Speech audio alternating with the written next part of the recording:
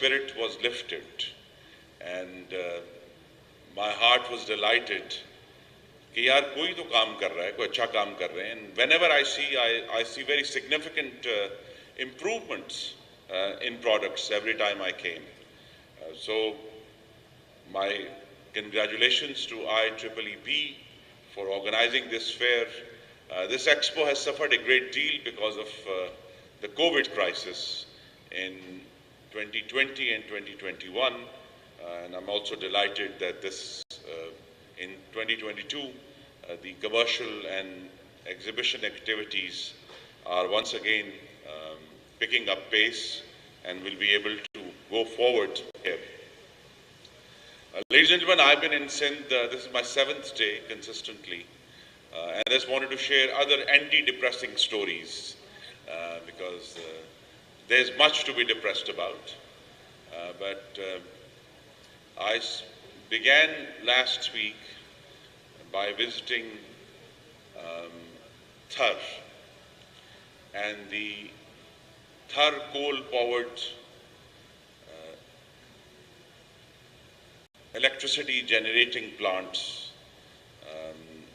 The Angro Thar coal is already operational, and very soon we expect the Shanghai Thar coal to also begin commercial operations.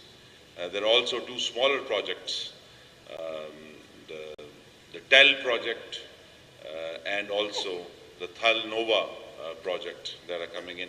So another 2,000 megawatts of electricity from Thar coal is expected. And there again, my spirit, which wants to be lifted, was lifted there in Thar coal because it's a tremendous sight to see, ladies and gentlemen, that Thar coal, which was a distant dream or deemed to be unfeasible or not extractable,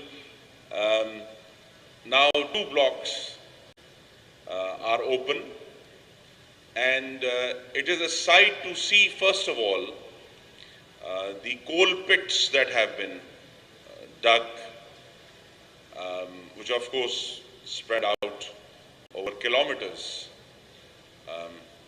And I'm again reminded, I was reminded last week when I was there, कि ज़रा नम हो तो ये मिट्टी बहुत ज़रख़ेज़ है साकी. Thar coal was something that we were unable to exploit for nearly 70 years, and now, alhamdulillah, you can see with your own eyes that the resource is there, and all we had been lacking earlier was the determination and the expertise and the organizational ability to able to extract that wealth out of our soil and use it for multiple purposes. There is enough coal there, ladies and gentlemen, to not only power many more thousands of megawatts of electricity, but also to supply coal to rest of the country.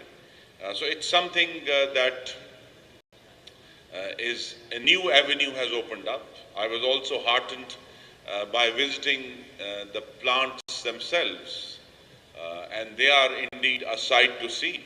The boilers at Shanghai Thar coal plant rise to nearly 111 meters, and to see them and their operations, and of course as an engineer I'm deeply interested in how machineries work and how one processes feed into other processes. So it's a new door is opening in Thar, and of course it will all be engineering, the way the Thar coal is used, and a new prospect is opening up of electricity generation, which again will, I expect and trust, will utilize the abilities of my fellow engineers, young and old, to be able to go. But then I switched from antidepressant to depressant the very next day when I accompanied the Prime Minister to Sakhar, and we saw the devastation by the floods. The next day I was in Sajaval, right on the Indian border, to see again, meet our fellow Pakistanis who have been affected and dislocated by the flood. And since then, I've been here in Sindh trying to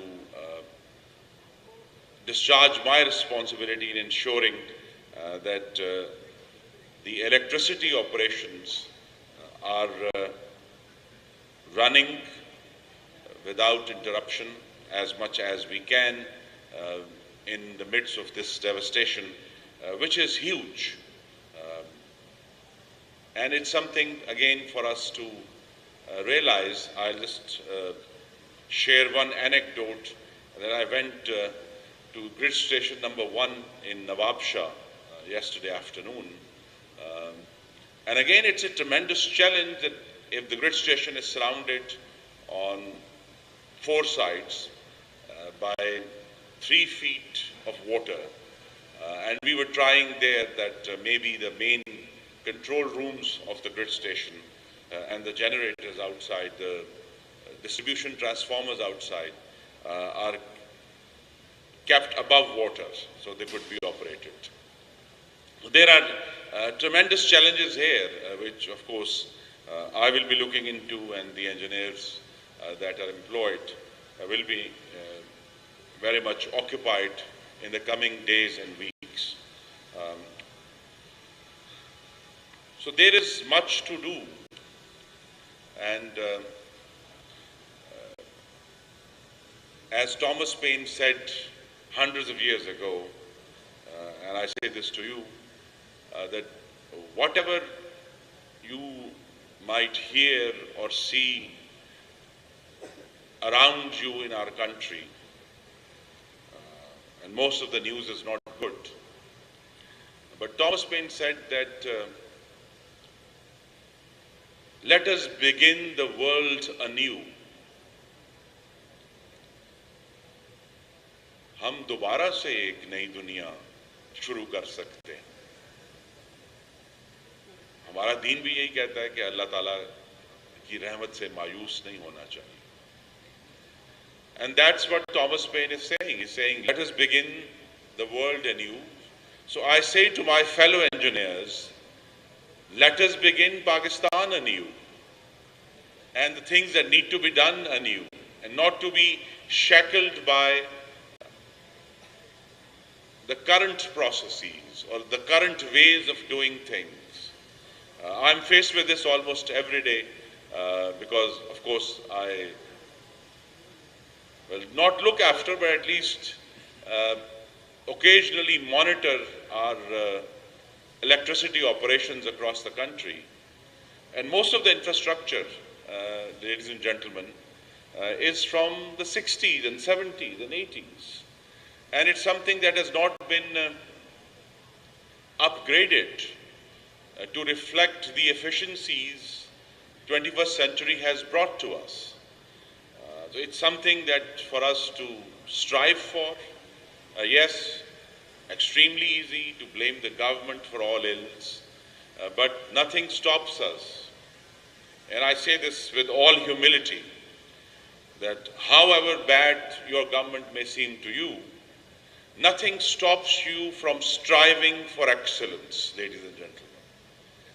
And it's something I have to remind myself daily, that whatever constraints one might feel are there, one must strive every day and try to reach excellence.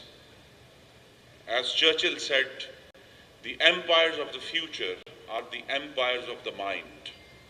And when he said this nearly 70 years ago, we didn't know it, but now we do.